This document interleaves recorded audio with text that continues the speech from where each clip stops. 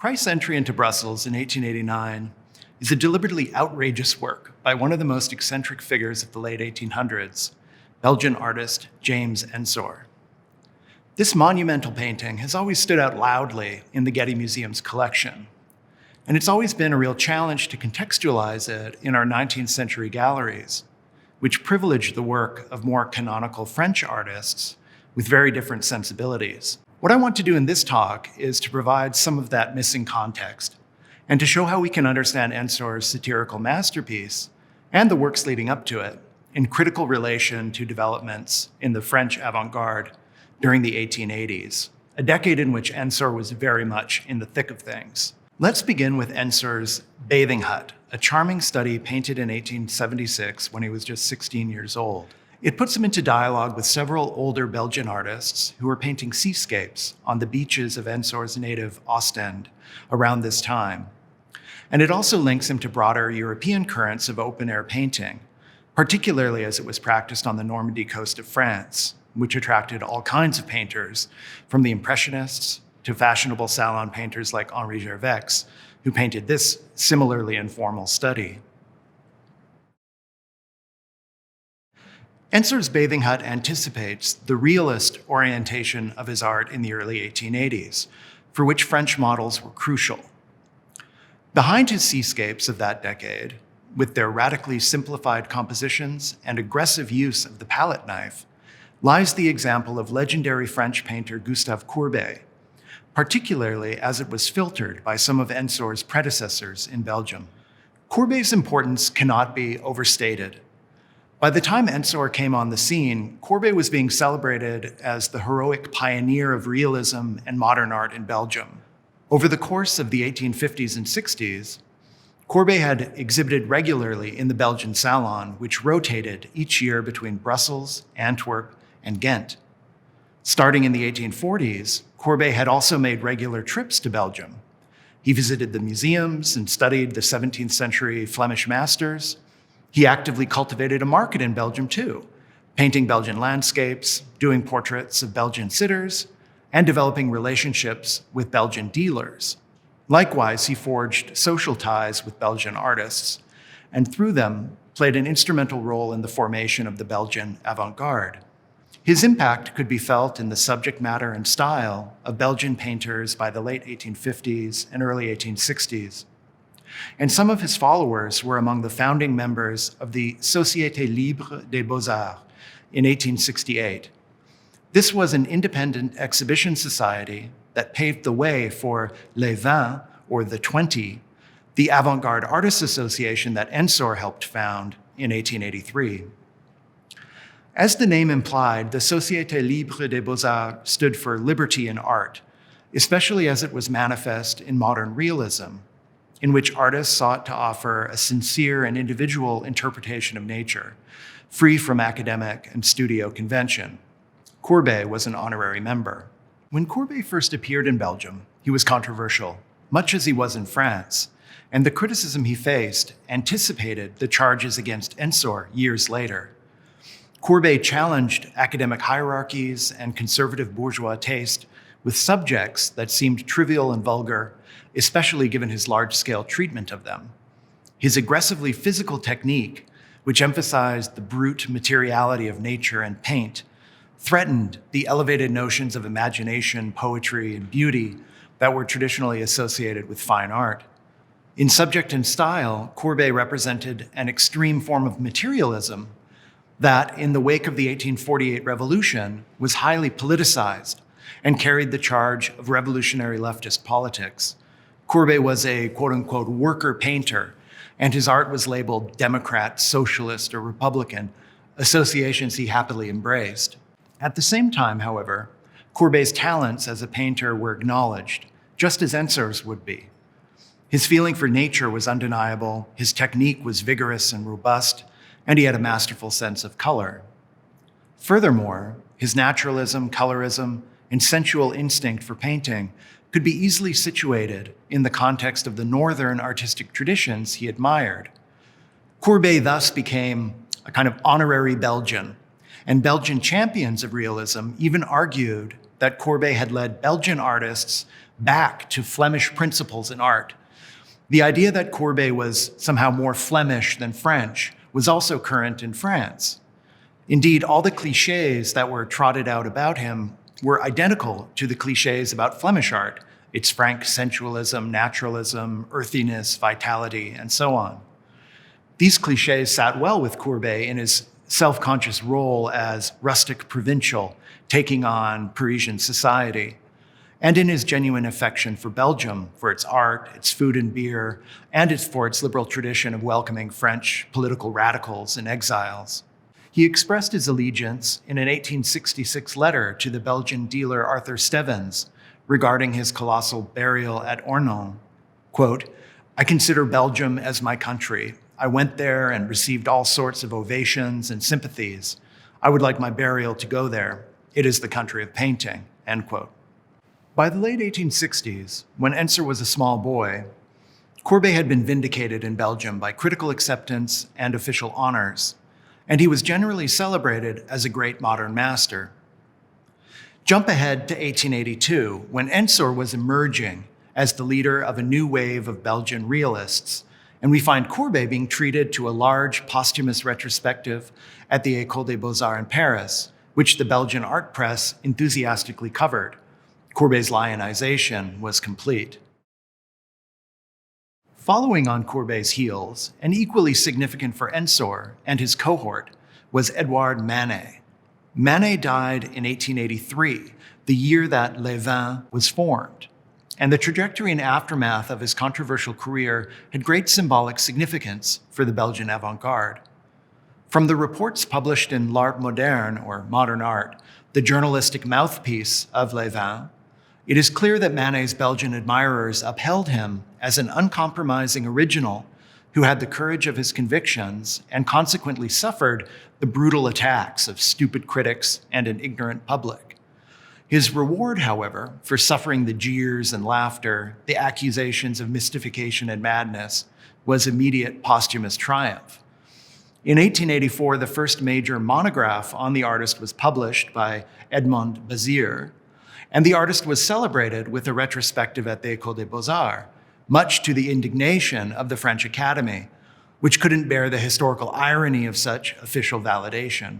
The following year, L'Art Moderne eagerly reported on a banquet being held in Manet's honor in Paris, and by the end of the decade, it closely followed the subscription effort to acquire Manet's Olympia for the Louvre.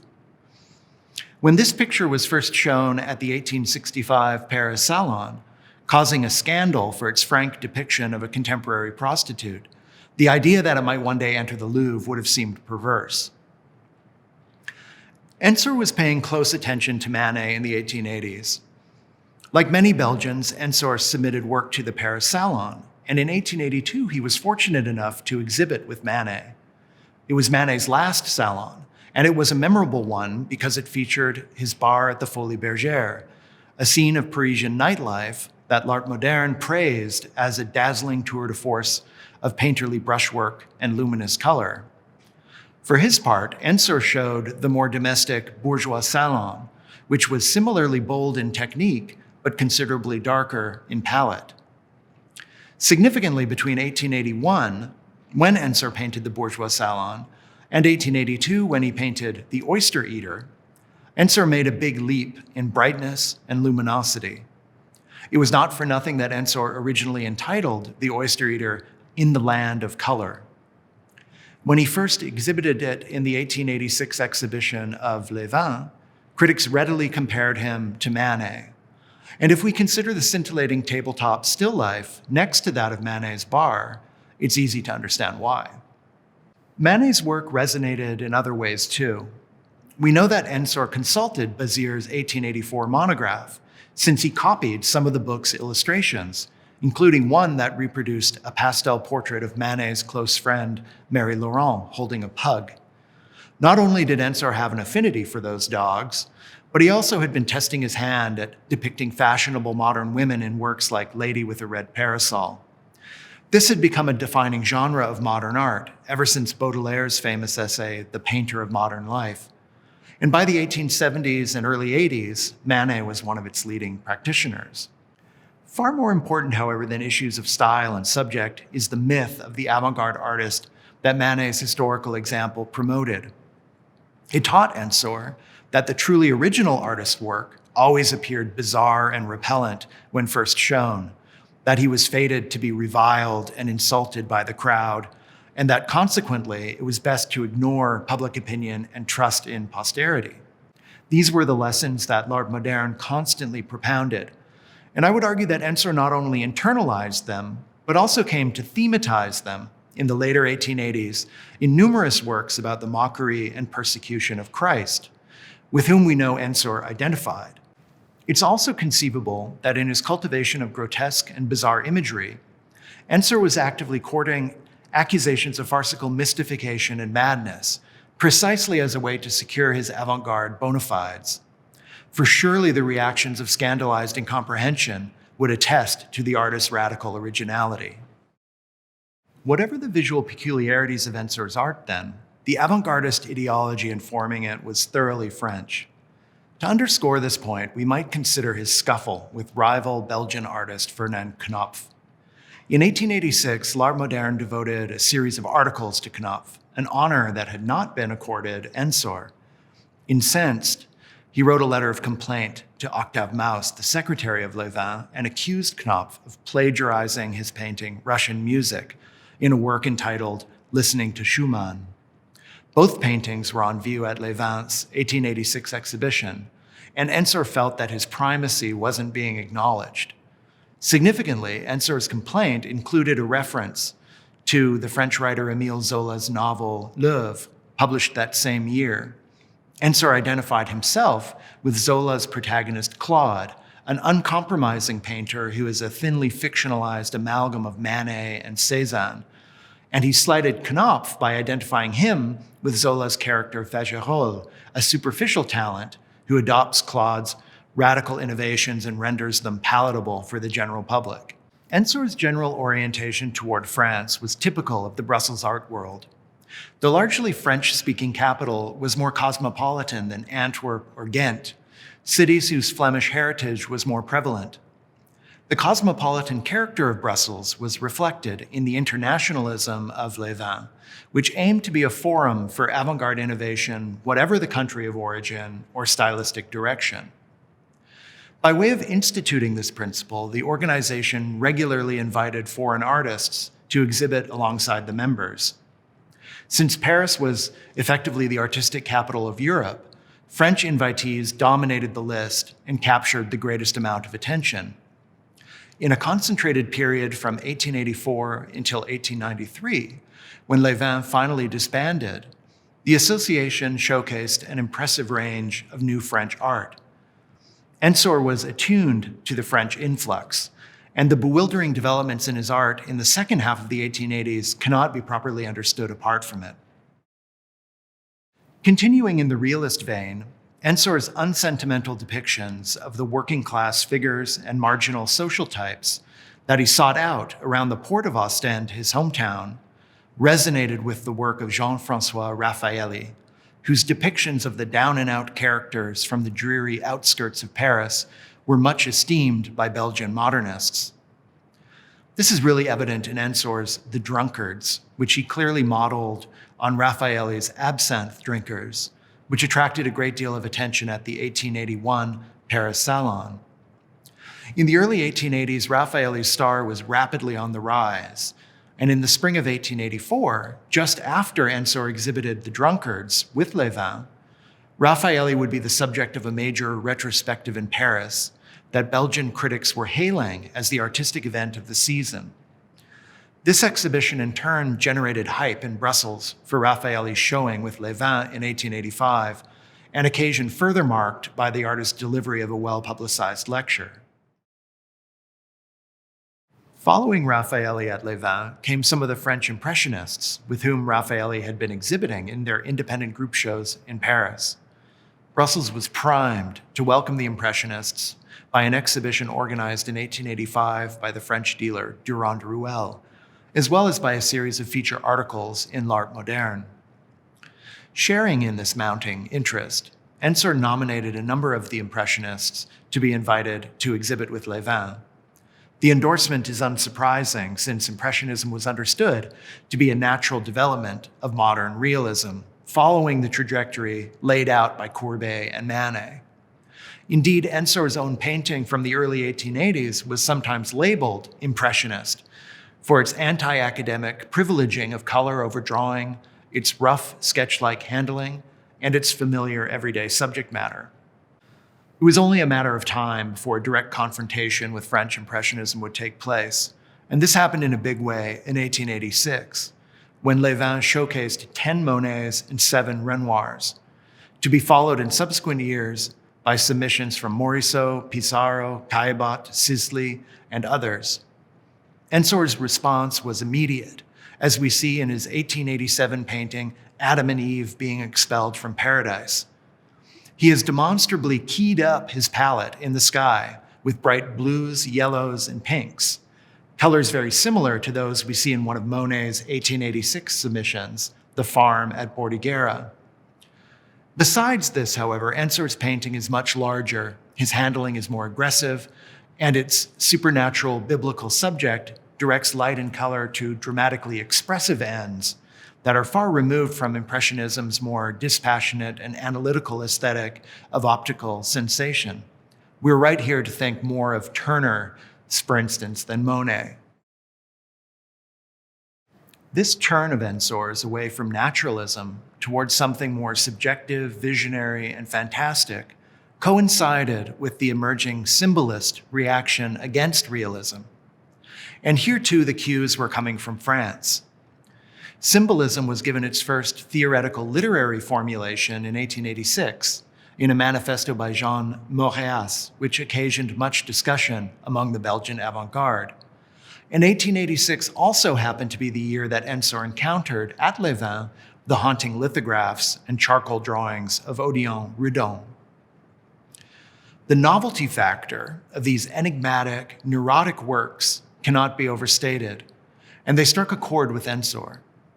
They opened up the imaginative potential of graphic art for him, and right away he began exploring the expressive possibilities of black and white in ambitious drawings. He emulated Redon's exquisite refinement of technique, and he started mining some of the literary sources that inspired Redon. Edgar Allan Poe, for instance. At Lesvingt in 1886, Redon showed lithographs from his album To Edgar Poe, as well as a drawing based on The Mask of the Red Death, one of Poe's tales. Ensor subsequently made Redon-esque drawings inspired by Poe's The Telltale Heart, King Pest, and other tales, though we should also notice how the comic grotesquerie of these drawings introduces a note of parody. Gustave Flaubert was another shared interest. Starting in the late 1880s, Redon would do several albums of lithographs inspired by Flaubert's Temptation of Saint Anthony, just as Ensor was turning his attention to Flaubert's text, producing this bizarre mega-drawing. With its hallucinatory accumulation of grotesque and monstrous imagery besieging the hermit saint, it could not be more diametrically opposed to Ensor's earlier naturalism. Such self-contradiction was not a problem for him. After all, hadn't Flaubert accommodated such aesthetic extremes in his own work? Now, while Flaubert's Temptation of Saint Anthony was one of the cult texts of literary symbolism, his Madame Bovary was the paradigmatic realist novel. As an 1886 article in L'Art Moderne on symbolism emphasized, the fact that Flaubert could write both testified to the wide extent of his genius and served as a reminder for artists and writers never to be too dogmatic or exclusive in their work. I suspect Ensor saw himself as a shining example in this respect. The 1886 exhibition of Lesvingt was a watershed moment for Ensor.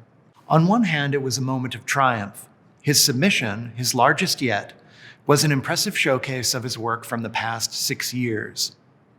On the other hand, his influence within Lesvingt was starting to wane, and I think the confrontation with French Impressionism altered his critics' and his own perspective on his painting. From this moment forward, we see Ensor deviating dramatically from his earlier style. There was a strongly nativist component to this reaction as he started to bristle at the dominance of the French avant-garde within Lesvingt. This nativism had, to some extent, been there all along, and it reflected a widespread concern over the identity of Belgian art, over how it might be defined historically, and over its future direction. 1880, the year Ensor left the Academy in Brussels, was also the 50th anniversary of Belgian independence, prompting celebrations of the country's cultural heritage and calls for a revitalized national art.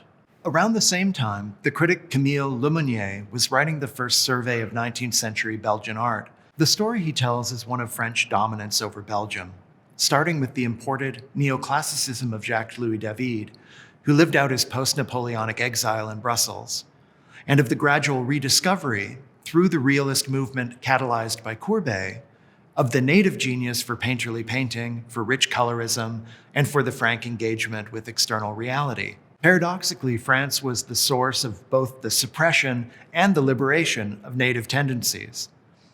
Lemonier's text generated a lot of discussion about what an independent and modern Belgian art should look like, and about where it might tend now that realism had triumphed.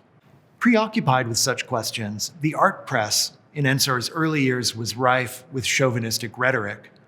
Critics worried about the French influence on Belgian art and emphasized the differences between national schools in often convoluted attempts to define areas of Belgian distinction.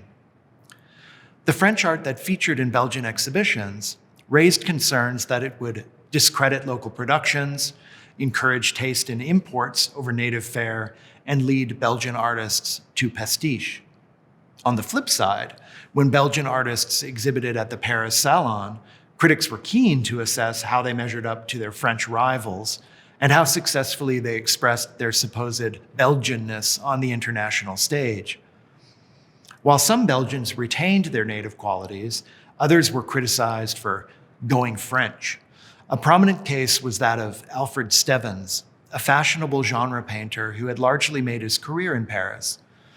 In 1884, L'Art Moderne pronounced him more Parisian than Belgian, and contrasted the true qualities of Flemish art, robust, sincere, naive, earthy, to the allegedly superficial, effeminate, and refined art of Stevens. Ensor had particularly unflattering words for him. Quote, "His paintings are banal. They inspire no elevated sentiment, no great conviction. They reveal a licentious mediocrity open to all concessions. Pseudo-qualities, chic, crafty tricks, low artifice. The calculated artfulness of Mr. Stevens, his gooseberry and pistachio color, his refined affectations, his painting shiny like a wine merchant's counter, soaked with adulterated liqueurs, the glassy flesh of his insipid Parisienne are not those of a Flemish artist," end quote. The comparatively brutal facture of a painting like Lady with a Red Parasol was evidently Ensor's vigorous Flemish response to the Parisian affectations of Stevens and his ilk. Within Lesvingt, nationalist sentiment also complicated the group's internationalist program. One of its main purposes was to cultivate the Belgian avant-garde and provide a forum for young native talent. Membership was therefore limited to Belgian artists. But the growing buzz around the exhibitions and the tightening ties between Belgian artists and the foreign invitees was generating pressure to open membership up to non-Belgians. This first became an issue in 1886 when the American painter Whistler was nominated for membership. Whistler had exhibited with Lesvingt in 1885, and he was getting a lot of attention in the Belgian art press. His sophisticated aesthetic was also having a noticeable impact on Belgian art. Tellingly, Ensor loudly objected to Whistler's candidacy. If Lesvingt made this foreigner a member, Ensor asked in a letter to Octave Maus, where would it stop? Membership should be restricted, in the spirit of the group's founding, to up-and-coming Belgians. Whistler, by contrast, was already well established. Indeed, as Ensor suggested, Whistler had reached his prime and wasn't offering anything new. Behind Ensor's principled argument was his competition for influence within the group, something he felt was diminishing, not only with the ascendancy of Whistler, but also with the attention being lavished on Fernand Knopf. Furthermore, the presence of French Impressionism at Lesvingt in 1886 raised questions about how innovative Ensor himself was. Some felt that his work was derivative of Manet and the Impressionists. a charge that would have irritated him since his early style had developed more directly in dialogue with Belgian rather than French artists. He had also proudly stuck to his hometown of Ostend and painted the local landscapes and local people. And in works like The Oyster Eater, he celebrated recognizably Belgian tastes. Whatever this work's stylistic affinities to Manet, there was no confusing this robust woman tucking into a plate of oysters with evident gusto with Manet's disaffected, blasé Parisienne.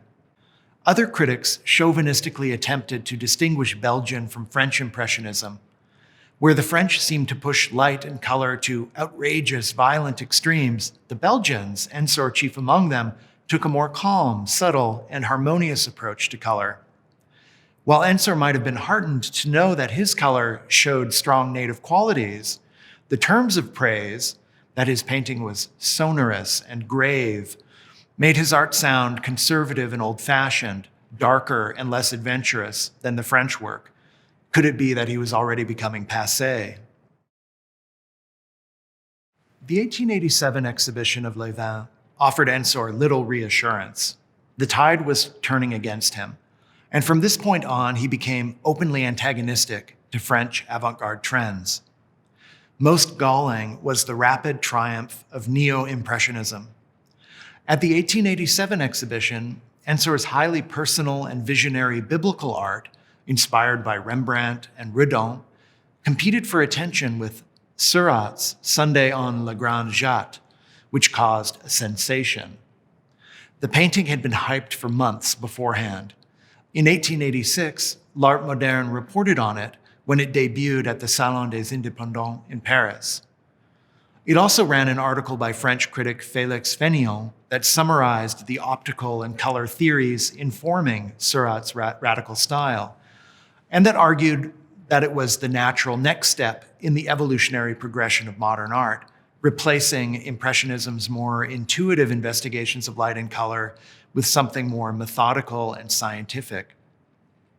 This narrative also shaped the 1887 exhibition in Brussels.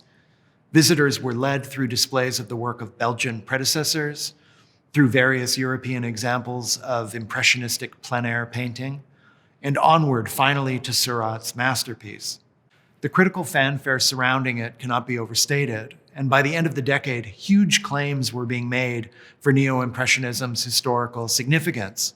One champion felt that it represented a revolution in artistic vision and technique as momentous in European art as the invention of oil painting itself.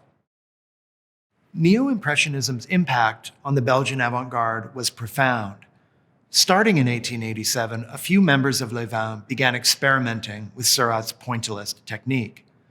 Its spread through the ranks was vividly apparent by the time of the group's 1889 exhibition, for which even the poster was covered in neo-impressionist dots. By 1890, the Belgian neo-impressionists were exhibiting with their French counterparts at the Salon des Indépendants in Paris, and some would eventually decamp entirely for Paris. For Ensor, it was the conversion of Willie Finch that stung the most. They had been friends and allies from the beginning, and they had much in common. Finch's parents were English, as was Ensor's father. Finch had also spent most of his youth in Ostend.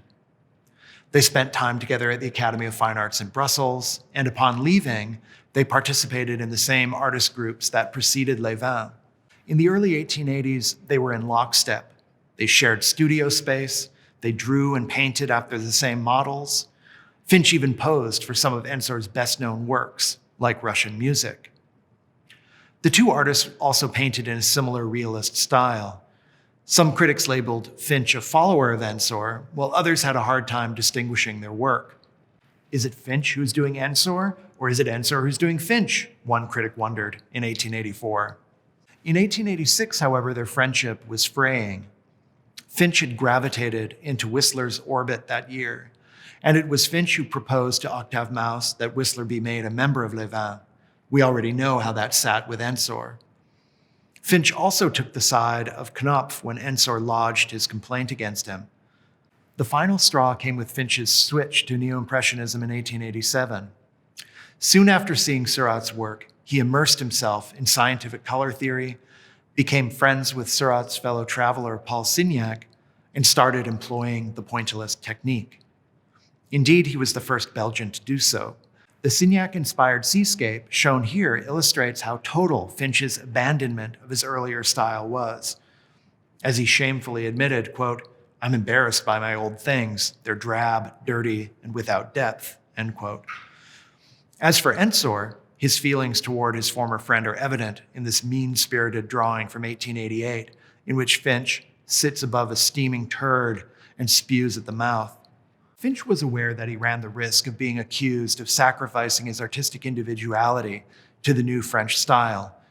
As he wrote to Mauss in 1888 with regard to the upcoming exhibition of lesvingt, quote, "I will send 4 pictures of quite a personal vision, but I fear that unpracticed eyes will not see the technical differences between us and our friends from Paris, how people will jump on us," end quote.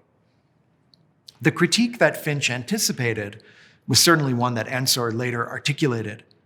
For him, Neoimpressionism suppressed feeling and expression. It did not represent the final word in modern art's investigations of light, and its methodical technique was a straitjacket that limited the possibilities of further experimentation. It posed a serious threat, that is, to artistic freedom.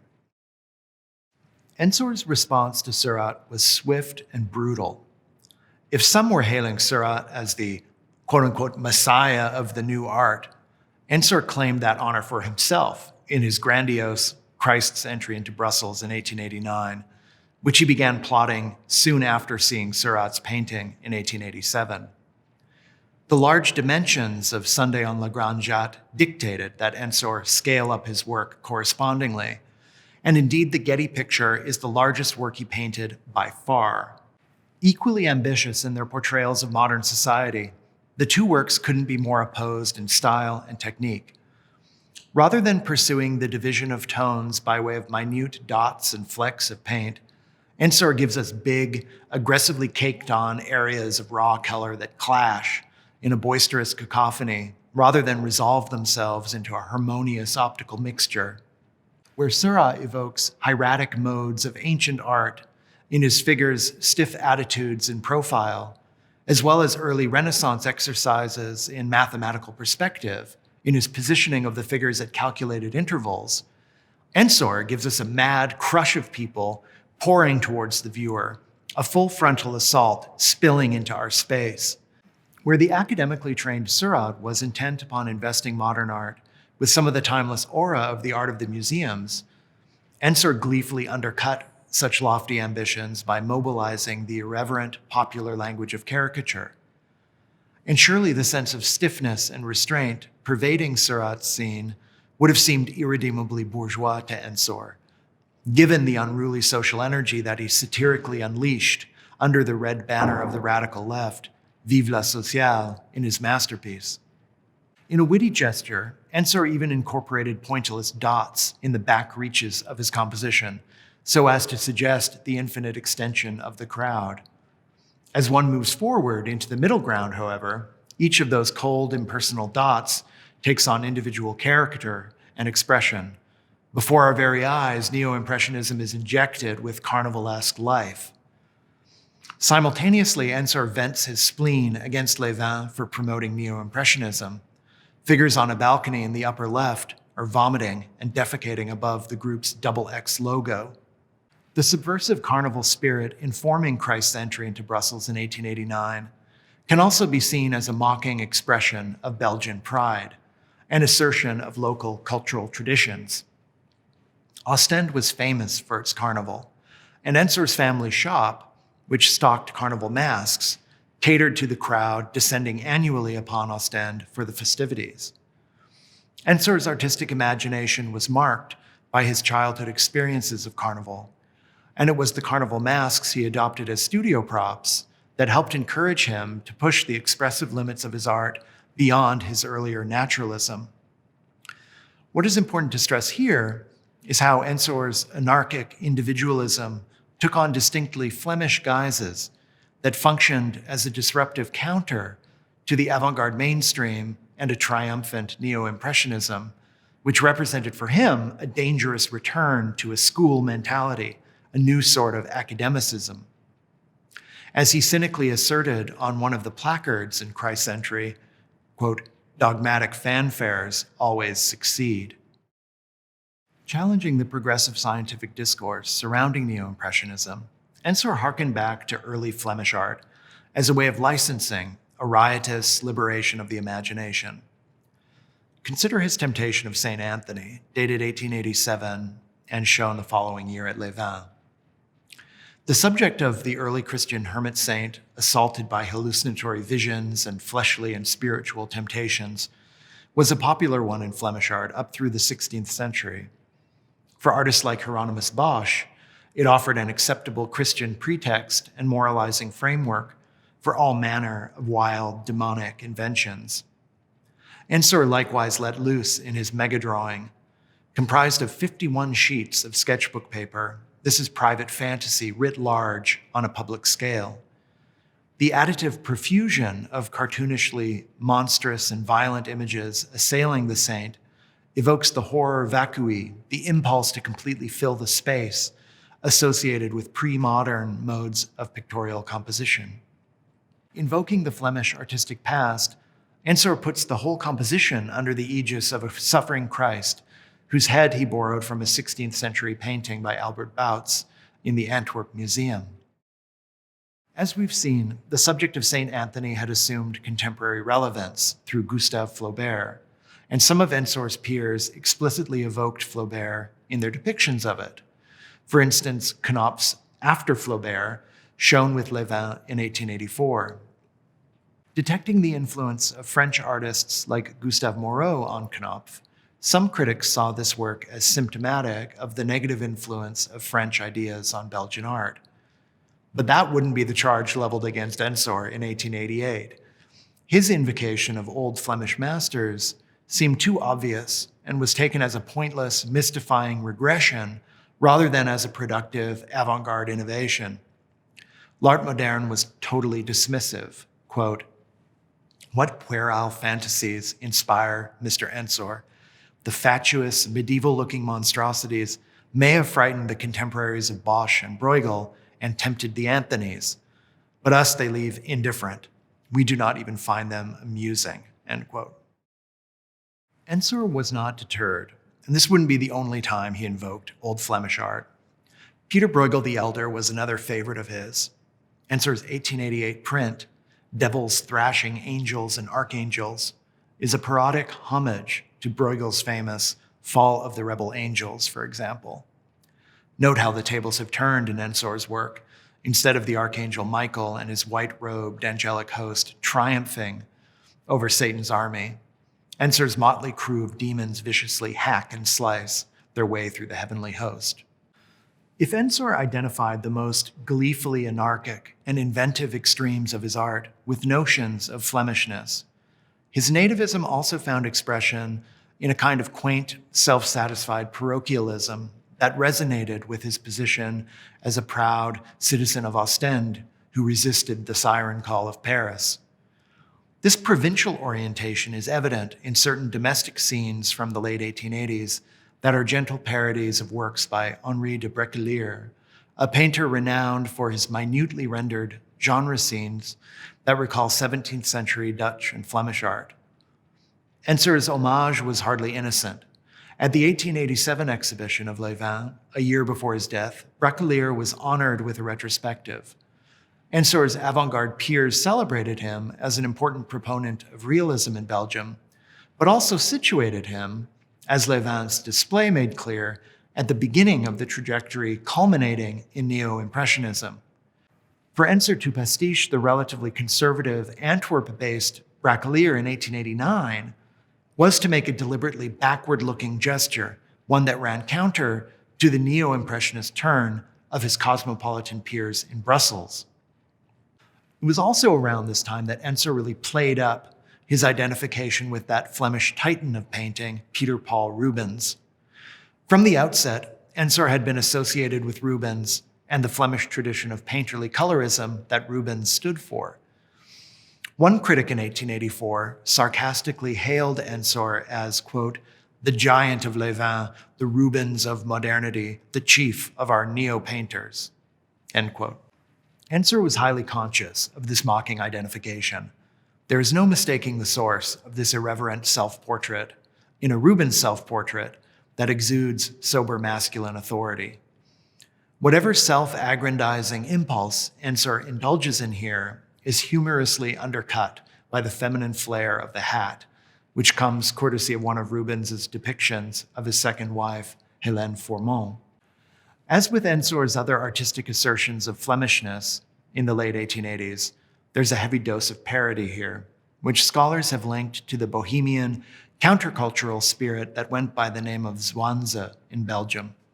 The word zwanze connoted mockery, burlesque, and farce, particularly when directed against academic pomposity.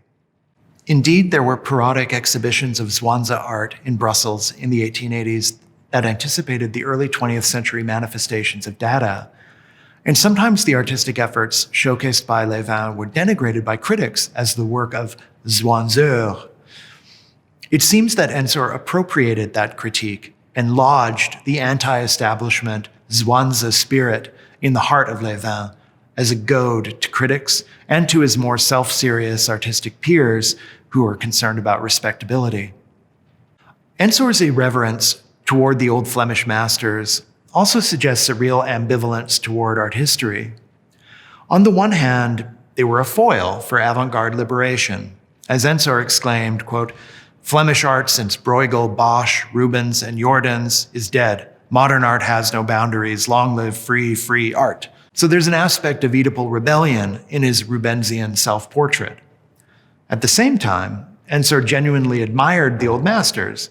Indeed, his mockery was directed less at the artists themselves than at the way that they were being venerated in the late 19th century, particularly in the context of a resurgent cultural nationalism. One of the driving forces here was the Conservative Catholic Party, which was elected to a majority in Parliament in 1884, signaling a dramatic rightward turn in Belgian politics, one that galvanized the leftist avant-garde. The progressive internationalism of Lesvingt was indeed a principled stance against the so-called Flemish movement's regional tendencies and glorification of the past, a glorification that Ensor ironically aped when he invoked Rubens our father, creator of the sky and the earth, or Bruegel our God, our father. Ensor's position was thus a complicated one. Distancing himself from the fanfare of cultural nationalism on the right, as well as from the fanfare surrounding the French avant-garde on the left, Ensor, in various forms of ironic, carnivalesque disguise, staked out a position of anarchic resistance that asserted the rights of the free, creative individual and made a mockery of all kinds of cultural idols. Born of English and Flemish parents, speaking French and an Ostend dialect of Dutch, while writing exclusively in French, and absorbing a wide international range of artistic sources, Ensor would have recognized that any notion of quote-unquote Belgian art pretending to coherence was a sham. Proud Belgian that he was, I imagine he would have agreed with his colleague Félicien Rops, who wrote in 1889, quote, "There's neither Flemish painting nor Belgian painting. There are in Belgium people who have a lot of talent. The Flemish school of the 19th century resembles those ghosts, which everyone speaks about and no one ever sees. Where is this school? What sort of characteristics, procedures, and representatives does it have? I see in Belgium only individualities, and we don't have to look any further than that. It's already really nice to have these," end quote.